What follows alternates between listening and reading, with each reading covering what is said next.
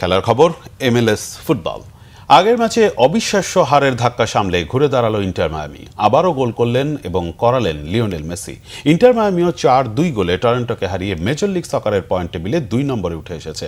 আগের রাউন্ডে অরল্যান্ডো সিটির বিপক্ষে 3-0 গোলে এগিয়ে থেকেও নাটকীয়ভাবে 4-3 গোলে হেরেছিল মায়ামি।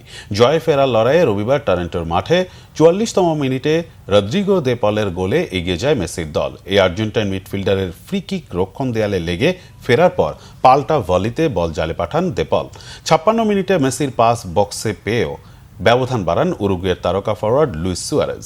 68 মিনিটে বদলি নামার 4 মিনিট পর দলের তৃতীয় গোলটি করেন সার্জিও রেলিগান। মেসির ফিরতি পাস পেয়ে কোনাকুনি শটে ঠিকানা খুঁজে নেন স্প্যানিশ লেফট ব্যাক। 75 মিনিটে দারুণ গোলে স্কোর লাইন 4-0 করেন মেসি।